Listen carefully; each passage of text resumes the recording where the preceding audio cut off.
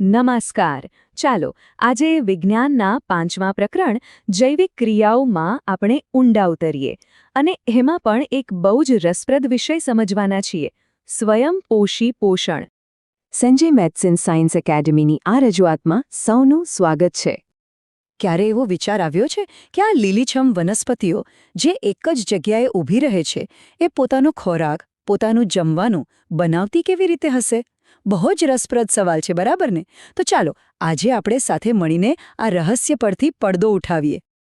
તો આખી વાતને બરાબર સમજવા માટે સૌથી પહેલાં તો એ જાણવું પડે કે આ સ્વયંપોષી પોષણ શબ્દનો મતલબ શું થાય છે. ચાલો એને સમજીએ. જુઓ, આ શબ્દને જ તોડીને સમજીએ તો સ્વયં એટલે શું? પોતે, અને પોષી એટલે પોષણ મેળવવું. એટલે કે જે સજીવો પોતાનું પોષણ જાતે જ મેળવે છે, કોઈ બીજા પર આધાર રાખ્યા વગર, સરળ અકાર્બનિક પદાર્થોમાંથી. એને કહેવાય સ્વયંપોષી પોષણ. સિમ્પલ. આમાં કોણ કોણ આવે? તો ભાઈ આપણી આસપાસની બધી જ લીલી વનસ્પતિઓ અને હા, અમુક પ્રકારના બેક્ટેરિયા પણ. વનસ્પતિ જે પ્રક્રિયાથી પોતાનો ખોરાક બનાવે છે ને, એનું એક ખાસ નામ છે પ્રકાશ સંશ્લેષણ. ચાલો આને એક મસ્ત મજાની રેસીપી તરીકે જોઈએ અને જાણીએ કે આ ડિશ બનાવવા માટે કઈ કઈ સામગ્રીની જરૂર પડે છે. તો રેસીપીની સૌથી પહેલી અને સૌથી મુખ્ય સામગ્રી છે ઊર્જાનો સૌથી મોટો સ્ત્રોત, આપણો સૂર્ય. એના પ્રકાશ વગર તો રસોઈ શરૂ જ ના થઈ શકે. બીજી જરૂરી વસ્તુ છે પાણી, એટલે કે H2O. વનસ્પતિ આ પાણી ક્યાંથી મેળવે? સીધું જમીનમાંથી, પોતાના મૂળ દ્વારા. ઓકે, ત્રીજી સામગ્રી છે કાર્બન ડાયોક્સાઇડ, જે આપણે શ્વાસમાં બહાર કાઢીએ છીએ ને, એ જ વાયુ વનસ્પતિ સીધો હવામાંથી મેળવી લે છે. અને હવે આવે છે ચોથી અને કહી શકાય કે જાદુઈ સામગ્રી, ક્લોરોફિલ. આ પાંદડામાં રહેલું લીલું દ્રવ્ય છે જે સૂર્યની ઊર્જાને પકડવાનું એટલે કે શોષવાનું કામ કરે છે. સારું, તો હવે આપણી પાસે બધી જ સામગ્રી તૈયાર છે. તો હવે સવાલ એ છે કે આ બધી વસ્તુઓ ભેગી થઈને કામ કેવી રીતે કરે છે? ચાલો પ્રકાશ સંશ્લેષણની મુખ્ય ઘટનાઓ પર એક નજર નાખીએ. હવે વિજ્ઞાન છે એટલે થોડું કેમેસ્ટ્રી તો આવવાનું જ.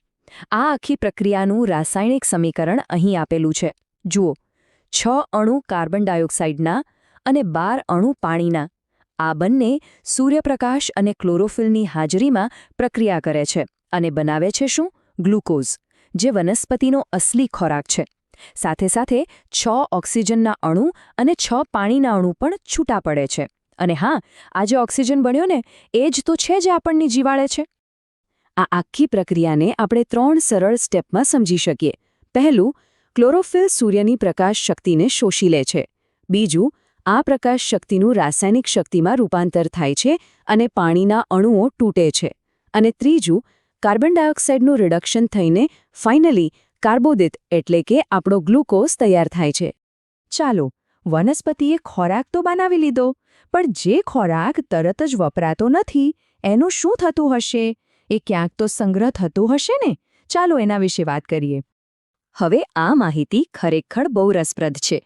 વનસ્પતિ જે વધારાનો ખોરાક હોય ને, એને સ્ટાર્ચ તરીકે સ્ટોર કરે છે. અને નવાઈની વાત તો એ છે કે આપણા શરીરમાં પણ જ્યારે ખોરાકમાંથી વધારે ઊર્જા મળે ત્યારે એ ગ્લાયકોજન નામના પદાર્થ તરીકે સંગ્રહ પામે છે. છે ને કમાલની સમાનતા? આપણે આગળ વાત કરી કે ક્લોરોફિલ બહુ જ જરૂરી છે, પણ શું આપણે આ વાતને સાબિત કરી શકીએ? બિલકુલ. ચાલો એક સિમ્પલ પણ મજેદાર પ્રયોગથી આ વાતને સમજીએ. જો આ પ્રયોગ માટે આપણે એવો છોડ લઈશું જેના પાંદડા પર લીલા અને સફેદ ધબ્બા હોય. સૌથી પહેલાં એને 3 દિવસ અંધારામાં મૂકીશું, જેથી એમાં રહેલો બધો સ્ટાર્ચ વપરાઈ જાય. પછી એને 6 કલાક માટે તડકામાં રાખીશું. એ પછી એક પાંદડું તોડી એને આલ્કોહોલમાં ઓકાળીને ક્લોરોફિલ દૂર કરી દઈશું. અને છેલ્લે એના પર આયોડિન ટેસ્ટ કરીશું. અને આ રહ્યું પરિણામ. જુઓ તો ખરા, ફક્ત પાંદડાના લીલા ભાગ એટલે કે જ્યાં ક્લોરોફિલ હતું ને, ફક્ત ત્યાં જ આયોડિનની અસરથી ભૂરો કાળો રંગ દેખાય છે. આ એકદમ સ્પષ્ટ સાબિત કરે છે કે ખોરાક બનાવવા માટે ક્લોરોફિલ હોવું જ જોઈએ. તો સાબિત થઈ ગયું. સારું, આપણે એ તો કહ્યું કે વનસ્પતિ હવામાંથી કાર્બન ડાયોક્સાઇડ લે છે, પણ એ લે છે કેવી રીતે? શું એની પાસે નાક હોય છે? ના. ચાલો એના માટે પાંદડાની અંદર ઝૂમ કરીને જોવું પડશે. પાંદડાની સપાટી પર ઘણા બધા નાના નાના છિદ્રો હોય છે, જેને કહેવાય છે પર્ણરંધ્ર. કાર્બન ડાયોક્સાઇડ અંદર આવવાનું અને ઓક્સિજન બહાર જવાનું મોટા ભાગનું કામ આ છિદ્રોથી જ થાય છે. આ છિદ્રો ખુલે અને બંધ થાય એનું નિયંત્રણ રક્ષક કોષો કરે છે. જ્યારે રક્ષક કોષોમાં પાણી ભરાય ત્યારે એ ફૂલે અને છિદ્ર ખુલી જાય, અને જ્યારે પાણી ગુમાવે ત્યારે સંકોચાય અને છિદ્ર બંધ થઈ જાય. એકદમ સ્માર્ટ સિસ્ટમ છે. તો આ હતી સ્વયંપોષી પોષણ અને પ્રકાશ સંશ્લેષણની અદ્ભુત દુનિયા. પણ આ સમજૂતી પૂરી કરતા પહેલા એક વિચારવા જેવો સવાલ આપણી સામે છે. જરા કલ્પના કરો કે જો પૃથ્વી પર પ્રકાશ સંશ્લેષણની આ ક્રિયા અચાનક જ બંધ થઈ જાય તો શું થશે? જો આ જાણકારી તમને ગમી હોય અને ઉપયોગી લાગી હોય તો આને જરૂરથી લાઇક કરજો, તમારા મિત્રો સાથે શેર કરજો અને અમારી સાથે જોડાયેલા રહેવા માટે ચેનલને સબસ્ક્રાઇબ કરવાનું ભૂલશો નહીં. ફરી મળીશું એક નવા વિષય સાથે. ખૂબ ખૂબ આભાર.